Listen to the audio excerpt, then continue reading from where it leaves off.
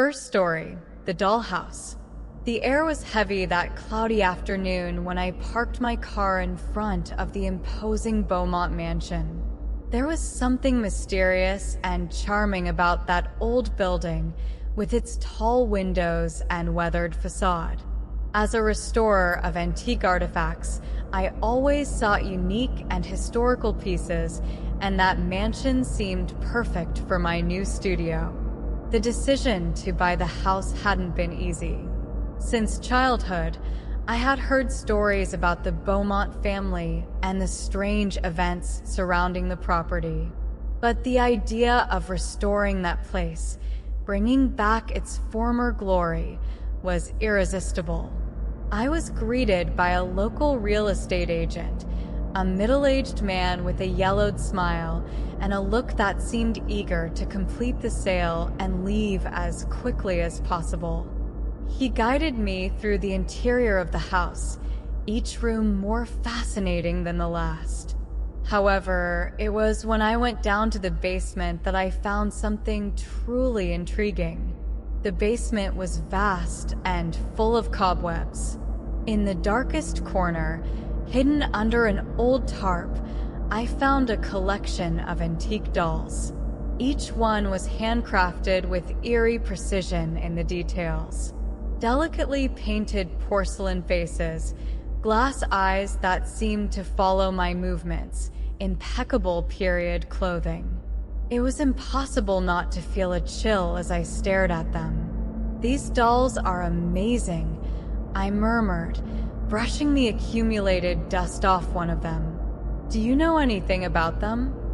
The agent shrugged. "Not much. I heard they were made by Madame Beaumont herself.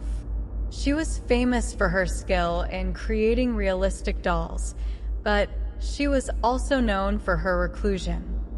Something about those dolls fascinated me, but they also made me uneasy. Even so, I decided they would be my first restoration project in the new house. After finalizing the purchase and saying goodbye to the agent, I began planning the renovations, especially in the basement. The first night in the mansion was quiet, although I woke up a few times with the feeling of being watched.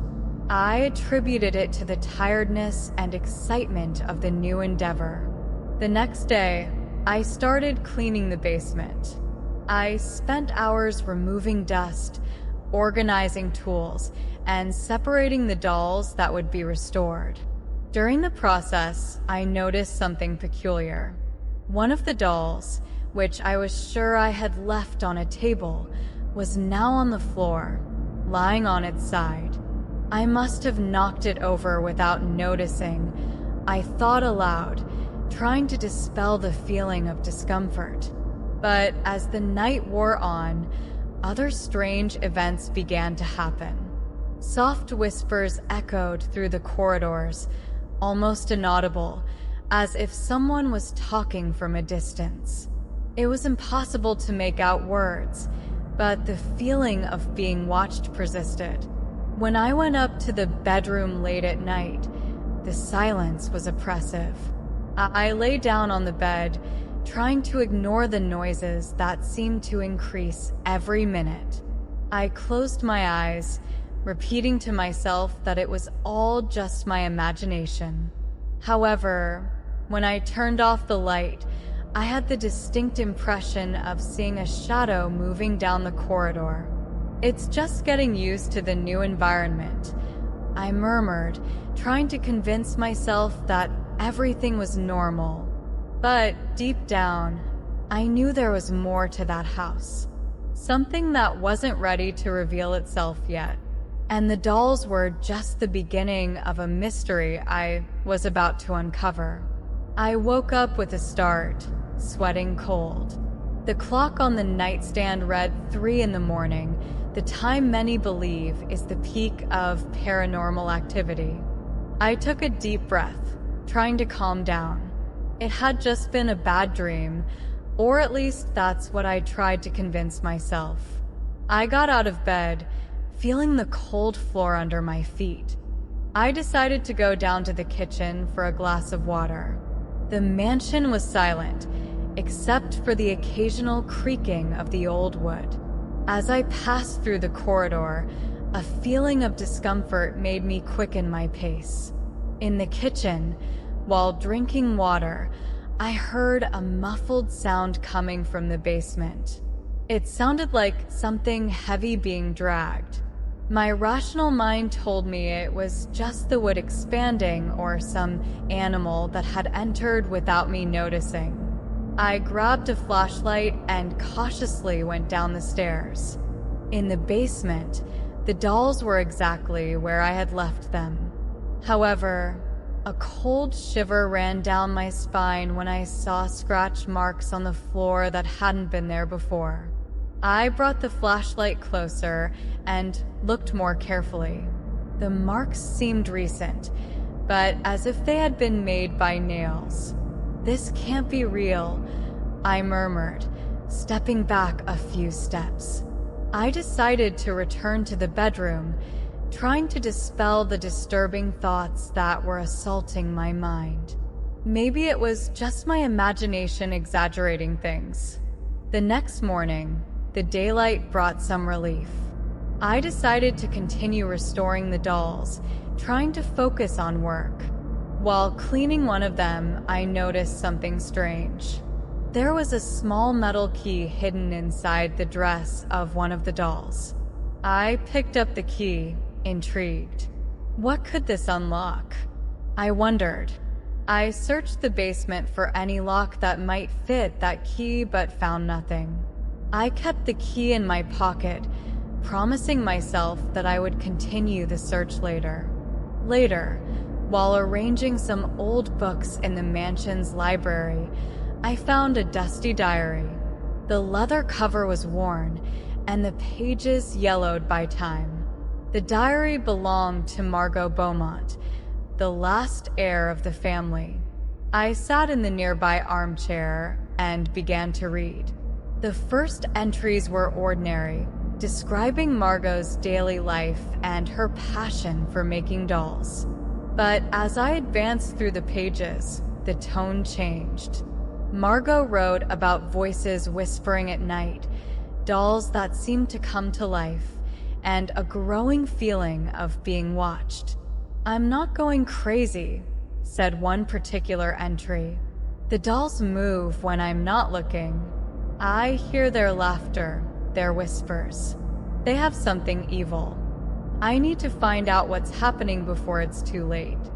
My heart raced. Margot's experiences echoed my own. I closed the diary, trying to absorb what I had read. Something very strange was happening in that house, and I needed to solve the mystery. I decided that night, I would investigate the basement more thoroughly. When night fell, I went down the stairs again with the flashlight in hand. The dolls were there, motionless, but the atmosphere felt different, more oppressive. Suddenly, I heard the whisper again, clearer this time. It seemed to come from a wall at the back of the basement. I approached, passing the flashlight over the surface until I found a small hole. I placed the key I found in the doll, and to my surprise, it fit perfectly. When I turned the key, a secret compartment opened in the wall, revealing a dark and narrow space. Inside, I found an old chest, locked with a rusty padlock. I was about to open the chest when I felt a presence behind me. I turned quickly, but there was no one there. Just the dolls, seeming to watch me with their glass eyes. With my heart pounding, I opened the chest. Inside, there were more diaries, old photos, and a doll different from all the others. This one had a malicious look and an aura that made the air seem heavier. As I looked at the doll, the whispers increased, turning into a cacophony that seemed to come from all directions. The lights flickered, and fear took over me. I ran out of the basement, racing up the stairs and locking the door behind me. I took a deep breath, trying to calm down. The night would be long, but I knew I had to keep investigating. Something terrible had happened in that house, and the dolls were the key to solving the mystery. The night seemed eternal after the discovery in the basement. Every sound, every shadow, made my heart race. It was clear that the Beaumont mansion held darker secrets than I could imagine. I finally fell asleep, exhausted, but determined to continue the investigation the next day. In the morning, the sunlight streaming through the windows brought a sense of normalcy, almost as if the events of the previous night had been just a nightmare. I decided to start the day by revisiting the chest I found in the basement. I carried the diaries and old photos to the living room, where I could study them calmly. The photos were black and white, depicting members of the Beaumont family in different eras. One of them caught my attention. It showed Margot Beaumont holding the same doll I found in the chest. Margot's look was empty, almost desperate. In the background, in the shadow, one could see the silhouette of an indistinct figure. I opened one of the diaries, dated 1923. Margot described her attempts to understand what was happening. With each page, her writing became more frantic, more desperate. She mentioned a name repeatedly, Annabelle. Not a person, but the doll. Annabelle is not an ordinary doll, wrote Margot. She is a prison, an evil entity imprisoned in porcelain and cloth. My grandmother created her as a way to contain it, but the seal is weakening. I need to strengthen the barrier before it's too late. Reading left me with goosebumps. An evil entity imprisoned in a doll? It sounded like madness, but something in those words resonated with the strange events I was experiencing. Suddenly, a noise upstairs made me jump. It sounded like something dragging across the floor. I ran up the stairs, following the sound to one of the bedrooms. When I opened the door, I saw that one of the dolls that was in the basement was now in the center of the room, as if it had been placed there on purpose. I approached cautiously. The doll seemed harmless, but the feeling of being watched was overwhelming. I picked it up and returned it to the basement, putting it back in place. I needed to understand more about Annabelle and how Margot intended to reinforce the barrier. I continued reading the diary. Margot mentioned a ritual, a combination of ancient words and symbols that could strengthen the entity's prison. I decided I needed to gather all the necessary materials to perform the ritual, even if it all seemed insane. While searching for more information, I heard the whispers again. This time, clearer, closer. They seemed to form words, although I couldn't understand them. I followed the sounds to the library, where I found an old book hidden behind a row of dusty volumes. The book was in Latin, but some parts had marginal translations made by Margot. It contained detailed instructions about the ritual, including a drawing of the circle and symbols that needed to be drawn. Everything was there, the key to containing Annabelle. I spent the afternoon gathering the materials. I needed black candles, coarse salt, and some specific herbs that, luckily, were in the mansion's garden. At dusk, I was ready to attempt the ritual. In the basement, I drew the circle on the floor with coarse salt, positioning the candles at the indicated points. I placed Annabelle in the center of the circle and lit the candles, reciting the words Margot had written. As I spoke, the whispers grew, forming a chaotic chorus around me. Suddenly, The lights flickered, and the floor seemed to tremble. I continued reciting, despite the growing fear. The candle flames danced violently, and I felt a presence approaching. It was then that I saw, next to the circle, the indistinct figure that appeared in the photo. A dark shadow with shining, malevolent eyes. "You can't imprison me again," a guttural voice echoed through the room. I felt an invisible force trying to push me out of the circle, but I resisted, repeating the words with more strength. The entity let out a sharp scream, and the doll began to writhe. The candles suddenly went out, plunging the basement into total darkness. I felt a cold, skeletal hand touch my shoulder, but I continued reciting, my voice now a desperate whisper. Then everything stopped. Silence returned, and the lights stabilized. The doll was motionless in the center of the circle, and the evil presence had disappeared. I fell to my knees, exhausted but relieved. I had managed to reinforce Annabelle's prison, at least for now. But I knew that wasn't the end. The mansion still held many secrets, and the entity wouldn't give up so easily. I needed to discover more about the Beaumont family and the reasons behind Annabelle's creation. The battle was just beginning. The days following the ritual were strangely calm. The feeling of being watched diminished, and the whispers ceased. But I knew it was just a truce.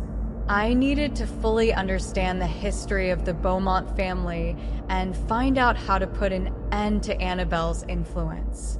I spent hours immersed in Margot's diaries, trying to uncover every detail about the doll's creation and the imprisoned entity. The notes mentioned a central figure, Louise Beaumont, Margot's grandmother, who seemed to have been a kind of mystic or practitioner of the occult arts. She had created Annabelle not just as a doll, but as a vessel to contain an evil force that threatened her family. I decided I needed to find out more about Louise. I searched the library for any clue. It was then that I found an old photo album hidden on the highest shelf. The album was full of images of Louise, a stern-looking woman always accompanied by strange symbols and old books. One photo caught my attention. It was an image of Louise, young, next to a man I assumed was her husband and a small child, probably Margot. Behind them, in the shadow, the indistinct figure was partially visible. I shivered, realizing that figure was the same one that had appeared in my visions and in the photo of Margot with Annabelle.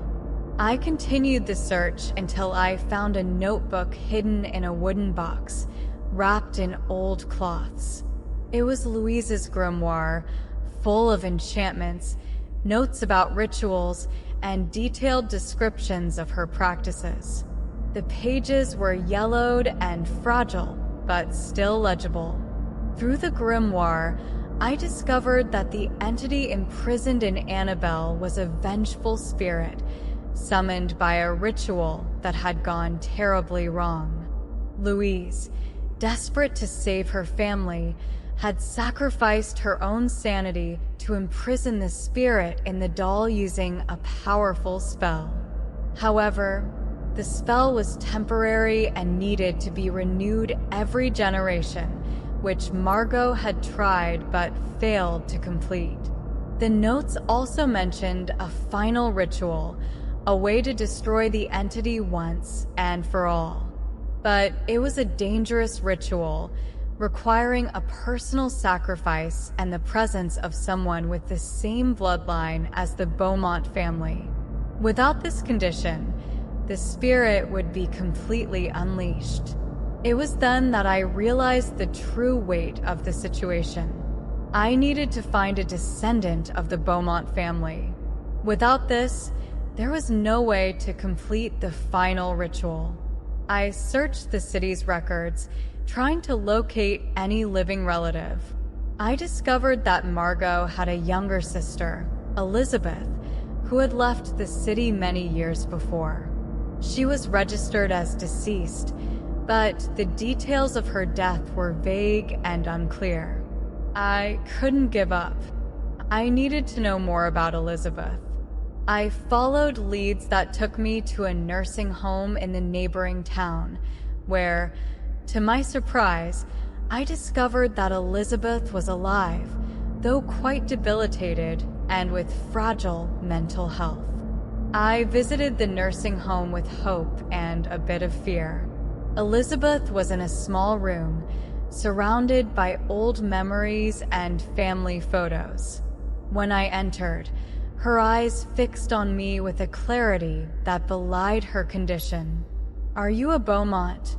she asked, her voice trembling but firm. "No, but I'm here to help you," I replied, sitting beside her. "I need your help to end the evil that haunts your family." Elizabeth seemed to understand immediately. Her eyes filled with tears as she spoke about Margot and the curse that had haunted her family for generations. She was willing to help, but I knew it would be a challenge to bring her back to the mansion and perform the ritual. The next night, I returned with Elizabeth to the mansion. She was visibly nervous but determined. We prepared the basement again, this time following Louise's grimoire instructions. We drew a new, more complex circle and placed Annabelle in the center. "Let's begin," said Elizabeth, her voice now full of determination. We started reciting the words of the final ritual, feeling a dark presence grow around us. The lights flickered, and the air became heavy with an oppressive energy. The entity knew what we were trying to do and was fighting against us. Suddenly, the indistinct figure appeared again, clearer and more threatening. Screams echoed through the basement walls, and the candles went out, plunging us into darkness. Elizabeth continued reciting the enchantment, her voice defying the fear surrounding us. The doll began to writhe violently, and I felt a cold hand grasp my arm. I continued reciting, knowing we couldn't stop. The figure began to dissipate, screaming in agony as the ritual advanced. With a final scream, the evil presence disappeared, and Annabelle fell lifeless to the floor. The lights returned to normal, and silence returned to the basement. We had succeeded. Elizabeth and I hugged, exhausted but relieved. The entity was finally destroyed, and the Beaumont family curse had come to an end. But as we moved away from the circle, I noticed something strange.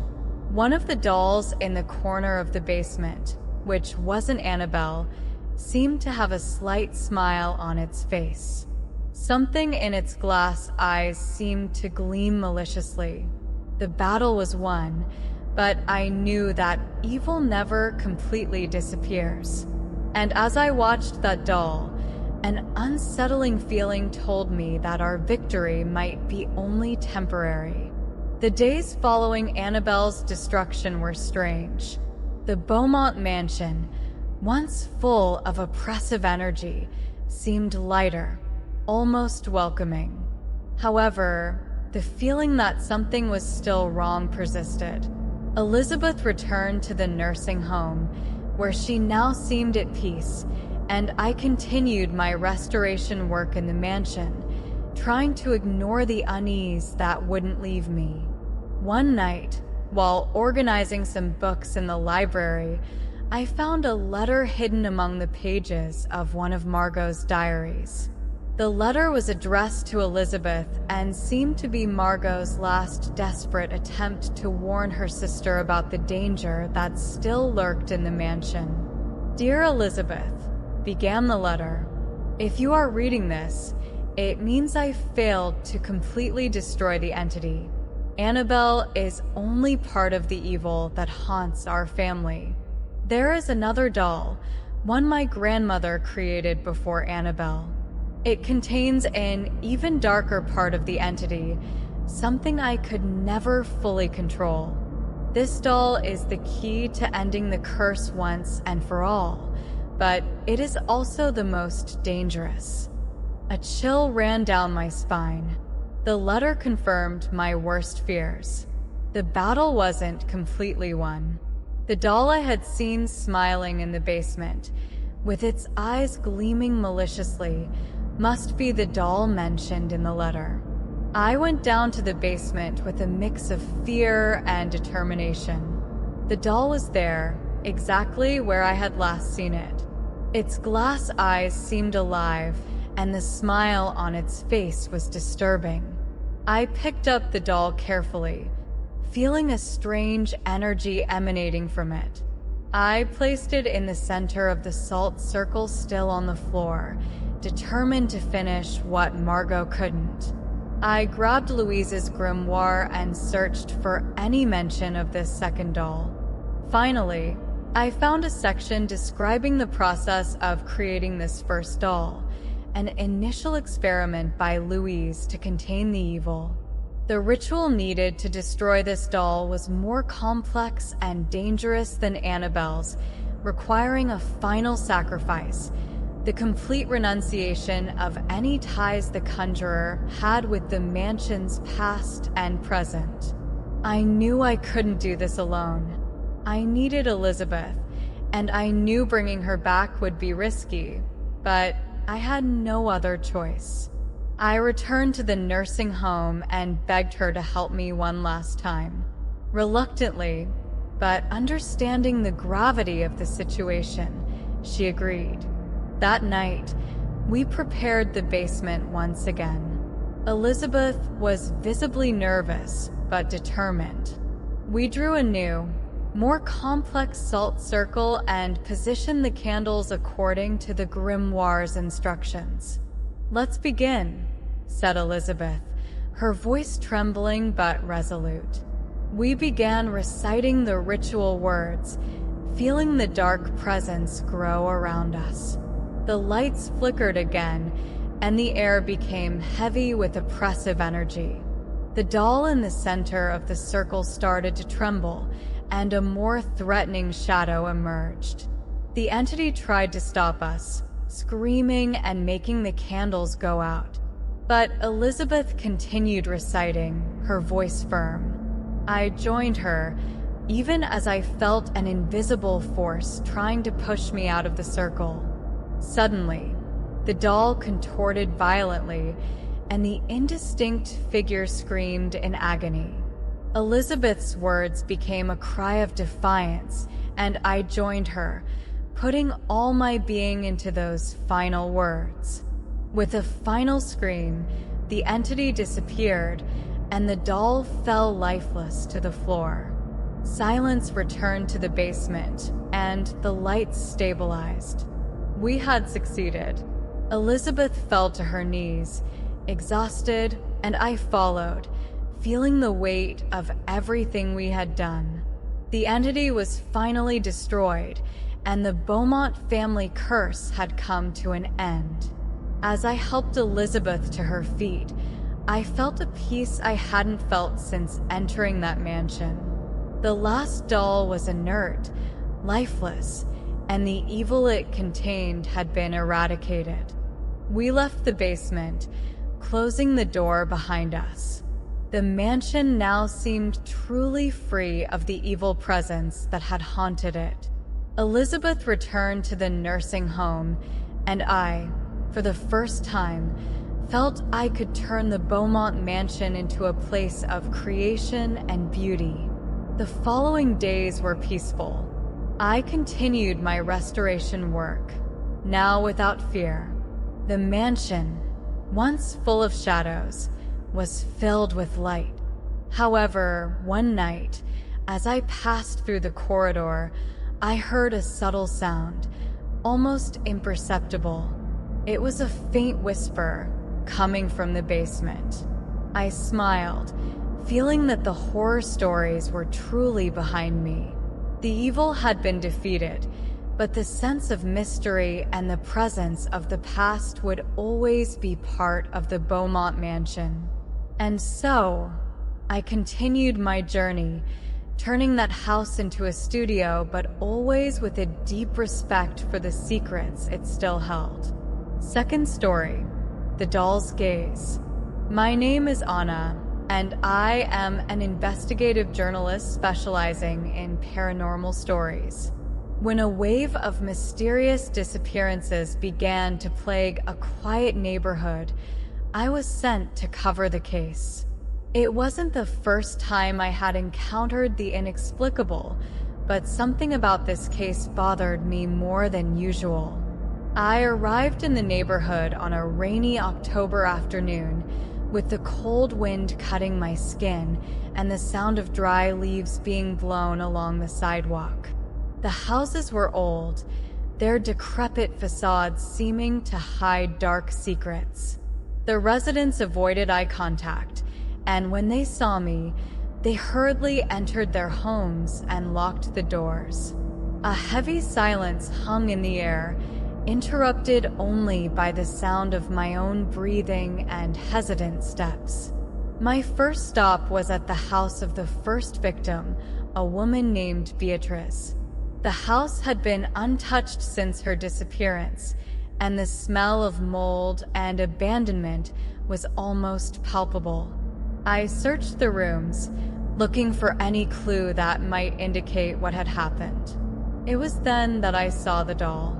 She was sitting in the armchair in the living room, made of white porcelain with glassy blue eyes that seemed to follow my movements. The curly blonde hair and lace dress gave her an innocent appearance, but there was something disturbing about her expression.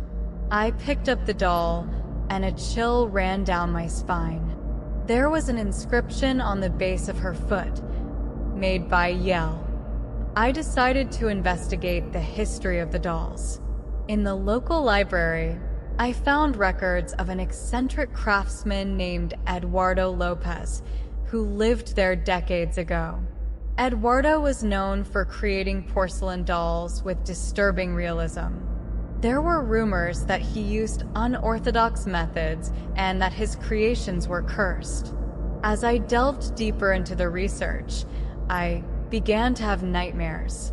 I dreamed of dolls coming to life and watching me while I slept, their glassy eyes shining in the darkness.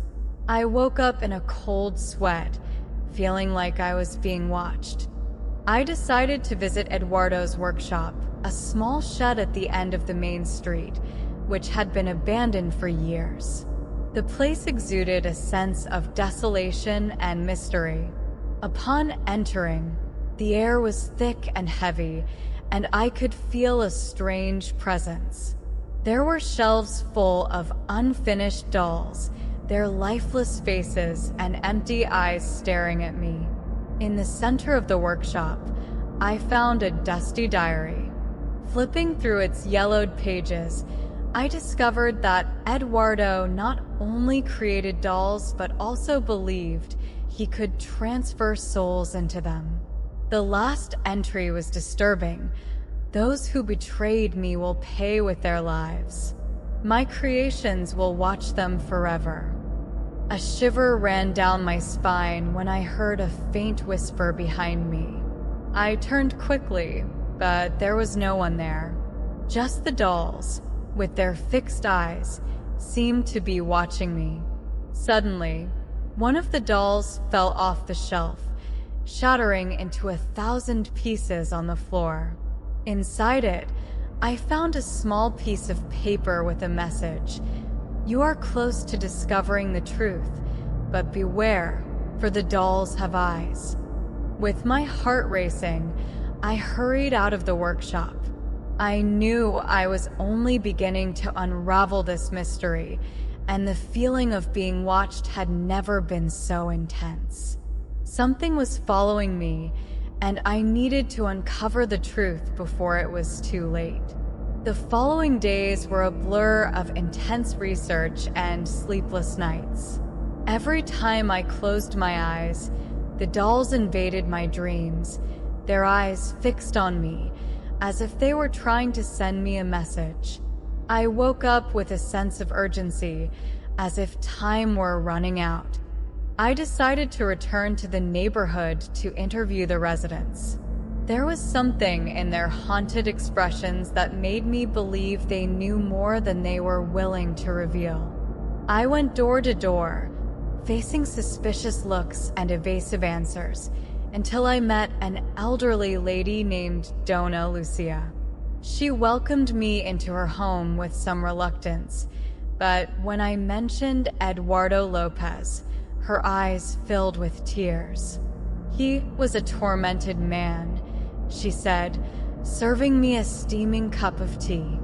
He believed that the souls of those he loved could be preserved in his creations.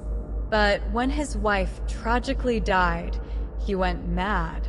Donna Lucia told me that Eduardo began acting strangely after his wife, Alice, died. He completely isolated himself, dedicating himself only to his dolls. Rumors said he used dark methods to create his masterpieces, and shortly after Alice's death, children in the neighborhood began to disappear mysteriously. The community, in panic, confronted Eduardo, but he disappeared without a trace, and the dolls were all that remained of his macabre legacy. "These dolls are cursed," whispered Donna Lucia. "They carry the essence of the victims. The missing were never found, but their souls are trapped in Eduardo's creations." I left Donna Lucia's house with my head spinning. Eduardo's story was more sinister than I could have imagined. I needed to find concrete evidence to connect the disappearances to the dolls. I decided to investigate the other houses where the victims had disappeared, hoping to find more clues. In Mariana's house, the second victim, I found another doll. This one had bright green eyes and a silk blue dress. Upon closer inspection, I noticed that her eyes seemed alive, almost human. I shuddered as a disturbing thought crossed my mind. What if the dolls really carried something of the victims? Carefully removing the doll's head, I found another piece of paper hidden inside. This time, the message was clear. The truth lies in the shadow of the past. I didn't know exactly what that meant, but I was determined to find out. I returned to my hotel room, trying to piece together the puzzle. While analyzing my notes, I realized that all the messages found in the dolls led to a common point: Eduardo's workshop. I needed to go back there, this time with more preparation. That night, the nightmares were more intense. I found myself trapped in a room full of dolls, all whispering my name, their eyes shining in the dark. I woke up in a cold sweat, with the feeling that something or someone was watching me from the corner of the room. The next day, I returned to the workshop. This time, I brought a flashlight and a camera to document anything I found. As I explored the place, I felt a growing presence, as if someone were accompanying me. It was then that I found a secret door, hidden behind a shelf. The door led to a dark and damp basement. The feeling of being watched was almost unbearable. When I went down the creaky steps, the flashlight illuminated a small room full of unfinished dolls, some without eyes, others with expressions of pain frozen on their porcelain faces. In the center, there was a table with various tools and an old, worn-out diary. The diary belonged to Eduardo, and its pages revealed even darker secrets. He believed that by transferring people's essence into the dolls, he could preserve their souls and give them a kind of immortality. But the process was horrible and full of suffering. As I read, I heard a noise behind me. I turned quickly, but there was nothing. However, the feeling of being watched intensified. Suddenly, one of the dolls fell off the shelf, its eyes shining in the dark before shattering on the floor. Inside it, I found another message. The shadow of the past approaches. Prepare yourself. I left the basement with my heart racing, aware that I was getting closer to the truth. But I also knew that the closer I got, the greater the danger. Something or someone didn't want me to uncover Eduardo Lopez's secrets, and the feeling of being watched had never been so intense. The days turned into sleepless nights, and the nights into a constant vigil. I felt the doll's eyes in every shadow, in every corner, and the presence that haunted me became almost tangible. I decided to return to Eduardo's workshop, this time determined to confront whatever I found. I returned to the basement where I had found Eduardo's diary. My hands trembled as I flipped through the yellowed pages, trying to find something that could guide me. Among the confused writings and almost insane notes, I found a map. It was a sketch of the neighborhood, with a point marked in what appeared to be an old cemetery, long forgotten. The cemetery was on the outskirts of the neighborhood, in an area covered by a dense forest. Upon arriving there, I was greeted by a rusty and creaky iron gate. The tombstones were covered in moss, and the air carried the smell of damp earth and decay. The place was desolate, as if time had stopped. I walked among the graves, looking for any indication of what Eduardo might have left behind. Finally, I found a tombstone different from the others. It was better maintained and had the name Alice Lopez engraved on it, with an inscription that read, "Here lies my beloved, eternally at peace." It was then that I noticed a shadow moving among the trees. My heart raced as I turned to see a hooded figure approaching. Their steps were light, almost inaudible. When the figure got closer, they lowered their hood, revealing a face I knew only from my nightmares. Eduardo Lopez. "You shouldn't be here," he said, his voice hoarse and full of bitterness. "My creations are not for the eyes of the living." A chill ran down my spine, but I gathered the courage to confront him. "What did you do to these people? With the dolls?" I asked, my voice firm despite the fear. Eduardo smiled sadly. "I tried to preserve those I loved. When Alice died, my pain was unbearable. The dolls were the only way to keep her close to me. But the process, it became something darker than I could imagine. The souls were trapped, and now they seek revenge." As he spoke, I felt a presence around me, as if the victims' very souls were trying to communicate. Eduardo continued, "Each doll carries the essence of a lost soul. They are trapped between this world and the next, and can only be freed by confronting the darkest secrets of their existences." Suddenly, the trees around us began to shake, and a dense fog emerged, enveloping us. The shadows lengthened and danced, and I heard whispers in the mist. The dolls, I thought, were trying to surround us. "You must destroy the dolls," Eduardo said, his voice now desperate. "Only then can the souls rest."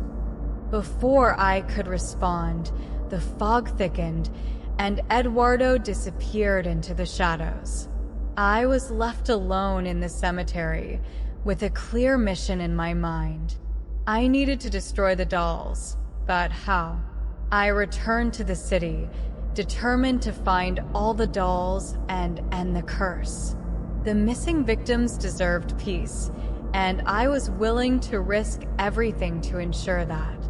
However, I knew the task wouldn't be easy, as the dolls were not just inanimate objects. They had their own will and would do anything to protect their secrets. As I walked back to the neighborhood, I felt the dolls' eyes watching me from the windows and dark corners. The battle had only just begun, and I would need all my courage and determination to face the horrors that awaited me. The days became a blur of relentless search for the dolls. Each house visited, each attic searched, revealed more of Eduardo's creations, each one more sinister than the last. The feeling of being watched was constant, and the nightmares intensified. The dolls were not mere objects, but guardians of the darkest secrets. I decided that the only way to destroy the dolls was to burn them. However, each attempt to destroy them seemed to feed the dark presence that haunted me. One night, as I prepared to destroy a doll found in the house of a missing young man, I heard whispers around me. The lights flickered, and a cold chill took over the room. In the mirror's reflection, I saw Eduardo, his face marked by despair and pain. "They won't allow it," he whispered. "You need to understand the origin to break the curse." Determination took hold of me.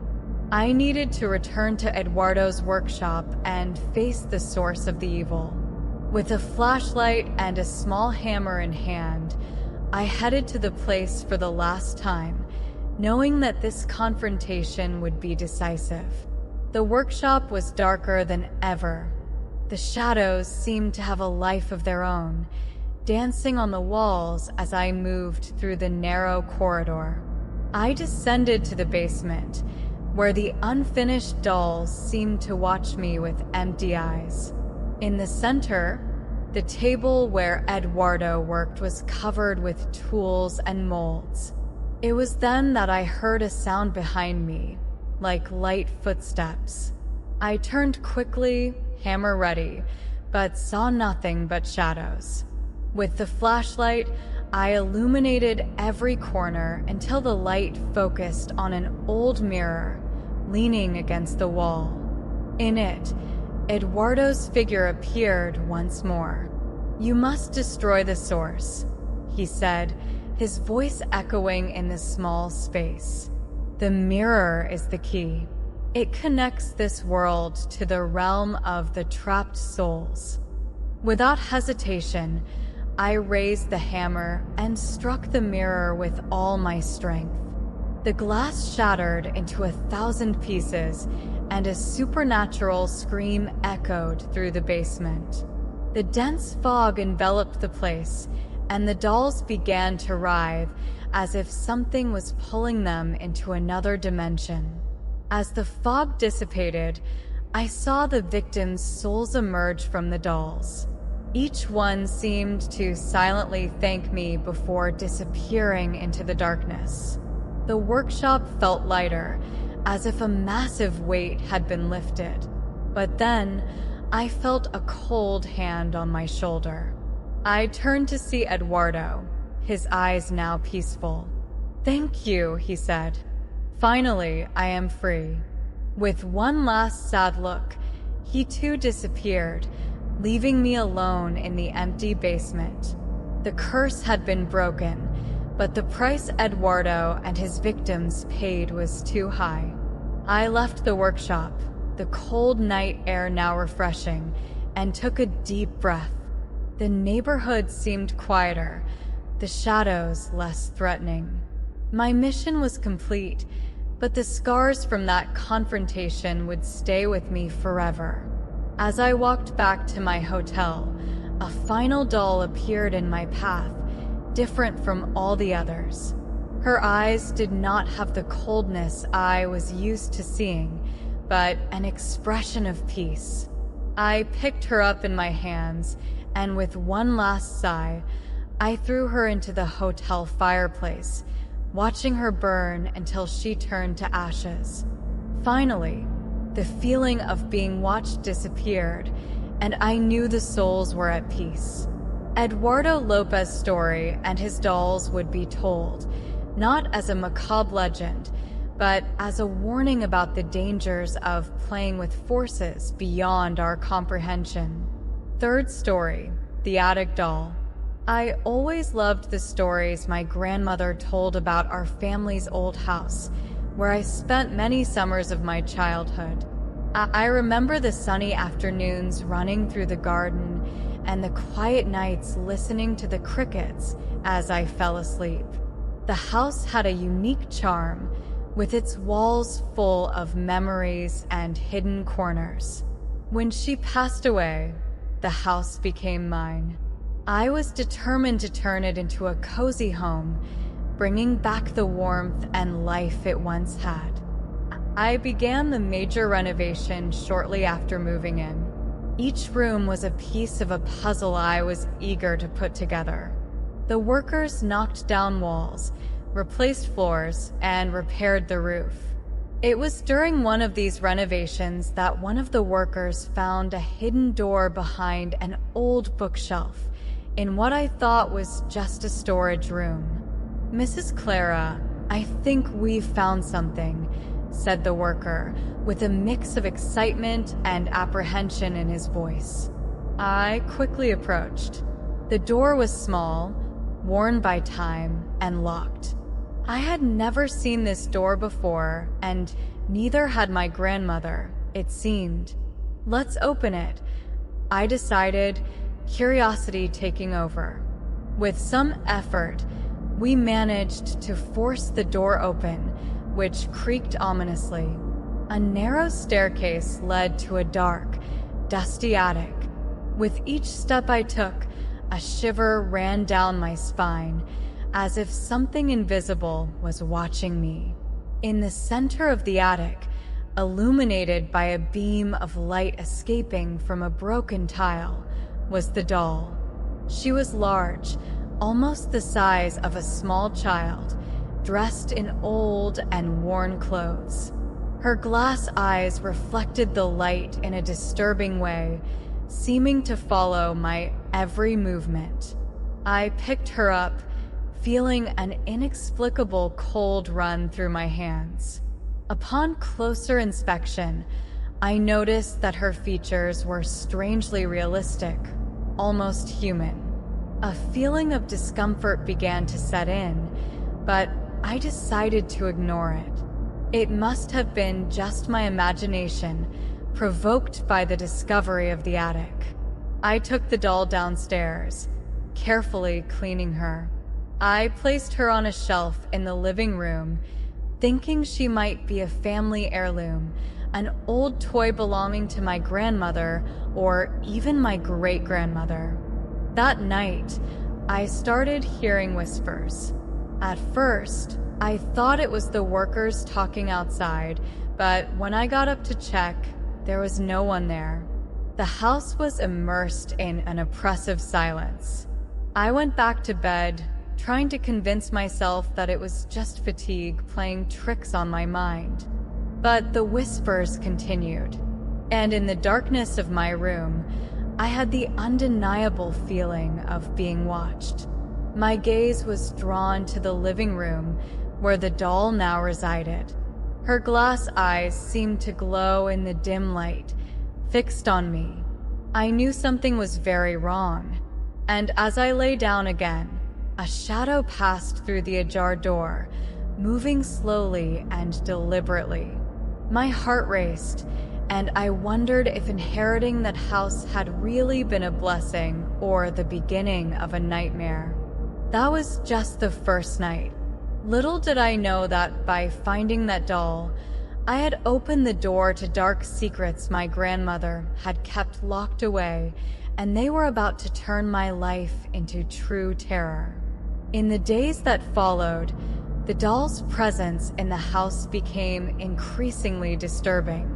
The whispers didn't stop, and the feeling of being watched intensified.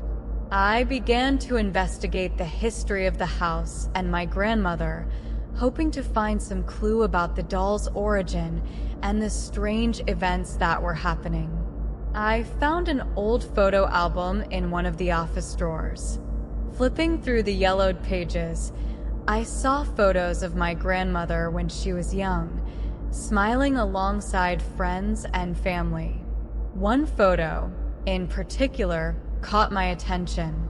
It was an image of my grandmother as a child, holding the same doll that was now in my living room. What was disturbing was that even in the black and white photo, the doll's eyes seemed to have the same sinister glow I had noticed. I decided to visit the local library to search for more information. I found a collection of old newspapers, where I began to sift through articles about the town and its history. It was then that I came across an article dated 1952, reporting the mysterious disappearance of a girl named Beatrice.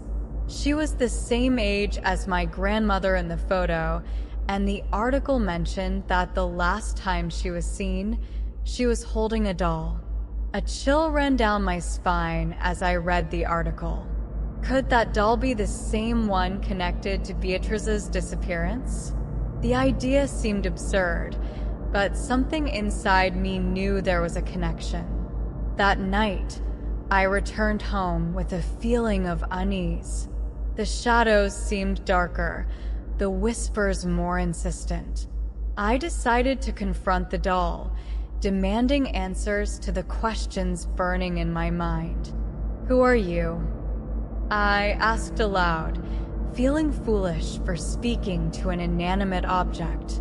"What do you want from me?" The silence that followed was almost palpable. Then, I heard a faint sound, like a child's laughter, echoing down the hallway. My heart raced, and I felt a chill run through my body. I walked toward the doll, determined to find some answer. When I picked her up, I noticed that her old clothing was stained in some spots, as if it had been wet. And suddenly, I had a quick and terrifying vision, the image of a girl with long dark hair, crying and holding the doll as she was taken away by someone in the shadows. Desperate to understand what was happening, I decided to explore the attic again. I climbed the stairs with a flashlight, illuminating the dark, dusty corners. I found a wooden box, locked with a rusty padlock. After some effort, I managed to open the box, and inside were several old diaries. I started reading the yellowed pages and soon realized they were my grandmother's diaries. Her words revealed a dark secret. She had found the doll in the attic when she was a child, and since then, strange things began to happen. Beatrice, the missing girl, was her best friend, and the doll belonged to her. My grandmother wrote about how Beatrice talked to the doll as if it were a real person, and how, after her friend's disappearance, the doll seemed to come to life. The last pages of the diary were filled with despair and fear. My grandmother believed that Beatrice's soul was trapped in the doll, seeking either revenge or redemption. Her words became more frantic, ending abruptly with the phrase, "The doll cannot be destroyed. It always comes back." Reading left me in shock. I put the diary back in the box and went downstairs, feeling an enormous weight on my shoulders. The doll was there, waiting for me in the living room, her eyes shining in the dark. I knew I had to do something, but at that moment, fear and uncertainty paralyzed me. I was about to face a very old evil, an evil that my grandmother could not defeat. And now, This evil was focused on me. In the following nights, the atmosphere in the house became increasingly unbearable. The whispers, once low and distant, now seemed to come from all sides, surrounding me in a cold embrace. The shadows moved with their own intention, and the feeling of being watched grew with each moment. I knew I was dealing with something beyond the natural, and the doll seemed to be the epicenter of it all. I decided to visit an old friend of my grandmother, Dona Helena, who still lived in town. She was known for her mystical abilities and knowledge of the occult. Perhaps she could help me understand what was happening and, more importantly, how I could get rid of the doll. "Clara, I hoped you would never have to face this," said Dona Helena when I explained my situation. Her eyes were filled with concern. "Your grandmother told me about the doll many years ago. I tried to help her, but that spirit is very powerful and vengeful. What can I do?" I asked, feeling the desperation growing inside me. "How can I get rid of this doll?" Dona Helena sighed, picking up an old book from her shelf. She flipped through the pages until she found a chapter on spirits trapped in objects. She explained that Beatrice, the missing girl, had died in a violent and unjust way. Her spirit, full of pain and anger, had become attached to the doll she loved so much. The only way to free the spirit is to perform a purification ritual, explained Helena, pointing to a drawing in the book. "But it will be dangerous. The spirit may resist and try to harm you."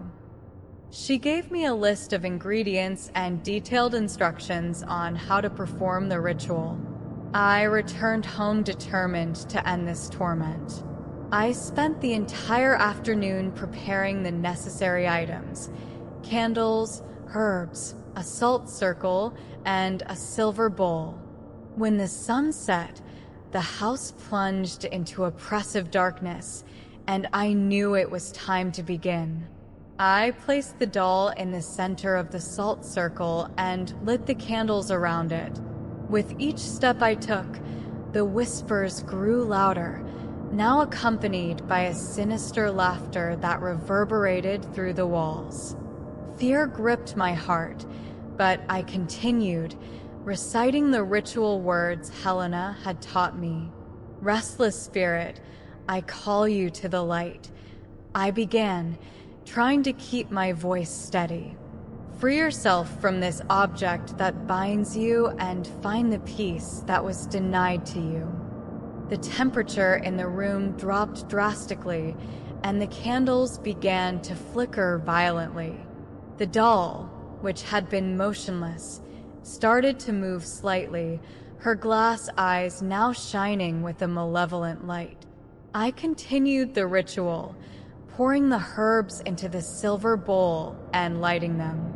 A dense, aromatic smoke began to spread, but with it came an invisible force that pushed me back. "Leave me alone," I shouted, feeling despair take hold of me. "I just want to help you." It was then that I heard a clear and distinct voice, different from the previous whispers. It was the voice of a little girl, soft and sad. "I can't leave," said the voice. "I'm trapped. Help me, please." My heart broke upon hearing the plea. With renewed determination, I approached the doll again, now holding a protective amulet that Dona Helena had given me. "I will help you, Beatrice," I murmured. "I promise." Suddenly, the doll stood up on its own, floating in the air. The candlelight exploded in a blinding flash, and the room was engulfed by a powerful force. The doll began to spin, emitting a horrible sound, like a child's cry mixed with screams of agony. I crouched down, shielding my eyes as the cold wind roared around me. When I finally looked again, the doll was lying on the floor, motionless. The candles were extinguished, and the silence was absolute. Feeling exhausted and confused, I picked up the doll and placed her back on the shelf. I didn't know if the ritual had worked, but something had changed. The house felt different, less oppressive, but there was still an air of unease. Looking at the doll, I knew that the battle was far from over. There were more secrets to be revealed, more dark truths to be discovered, and I was determined to uncover everything, even if it meant facing hell itself. After the ritual, an unsettling calm settled over the house. Although the whispers and shadows had diminished, I felt that something was still lurking, waiting for the right moment to reveal itself. I decided to delve deeper into my grandmother's diaries, hoping to find some clue that could help me better understand Beatrice's spirit and its connection to the doll. I spent hours reading the diaries, noting down any detail that might be relevant. On one of the last pages, I found an entry that gave me chills. My grandmother mentioned a man named Alphonse, a childhood friend who became obsessed with Beatrice. She believed that Alphonse had something to do with her friend's disappearance and that he performed dark rituals in the forest near the house. The spirit of Beatrice is tied to the doll, my grandmother wrote, but it is Alphonse who keeps her trapped. I need to find a way to break this bond before it's too late. With this new information, I decided to investigate the forest. I took a flashlight and the protective amulet Helena had given me and headed there. The path was dark and silent, except for the occasional sound of branches breaking under my feet. The deeper I went into the forest, the heavier the atmosphere became, as if the very air was laden with tension. Finally, I reached a clearing. In the center was a circle of old stones, covered in moss and roots. In the middle of the circle, a stone altar displayed strange symbols, worn by time. A chill ran down my spine as I realized that this was the place where Alphonse performed his rituals. As I investigated the altar, my flashlight illuminated something partially buried next to it. I dug with my hands, revealing a wooden box. When I opened it, I found a small notebook. The pages were filled with diagrams and texts in a language I couldn't understand, but at the end, there was a single phrase in French that I could decipher: release through sacrifice. My heart raced. Sacrifice? What did that mean? I decided to take the notebook to Helena. Perhaps she could understand the symbols and help me decipher what needed to be done. When I arrived at Helena's house, she greeted me with a worried look. I showed her the notebook, and she ran her fingers over the pages, her face growing darker with each passing moment. "Clara, this is ancient and dangerous magic," she said, closing the notebook with a snap. Alphonse imprisoned Beatrice's spirit in the doll using a sacrifice ritual. The only way to free her is to perform the reversal ritual, but it will require a great sacrifice. What kind of sacrifice? I asked, feeling fear grow inside me. We will need something or someone of great importance to Beatrice, Helena explained. It could be an object, a memory, or even a life. But it's dangerous, and the spirit may resist violently. I returned home with my mind full of doubts and fear. I decided that I needed to attempt the reversal ritual, not just to free Beatrice, but to protect myself and my grandmother's memory. I grabbed the doll and returned to the forest, determined to end this torment once and for all. In the clearing, I prepared the stone circle according to Helena's instructions. I placed the doll in the center and began reciting the reversal ritual's words. The wind began to howl, and a dense darkness spread through the forest. The doll started to move again, her eyes glowing with fierce light. "Beatriz, I release you," I shouted, holding the protective amulet tightly. "Leave this world and find peace." An invisible force knocked me down, and the doll floated in the air, spinning violently. The trees around swayed as if they were alive, and a huge shadow formed above me. Suddenly, I heard Beatrice's voice again, this time clearer and more desperate. "Help me, Clara," she pleaded. "Save me." With all my being, I focused on the intention of freeing Beatrice. The stone circle began to glow, and the giant shadow dissipated in a burst of light. The doll fell to the ground, inert, and the forest fell into absolute silence. I slowly walked over to the doll and picked her up. Her glass eyes were dull, without the malevolent glow from before. I felt a wave of relief mixed with sadness. Beatrice was free, but at what cost? If you liked these stories, subscribe to the channel and check out the next story playing on the screen.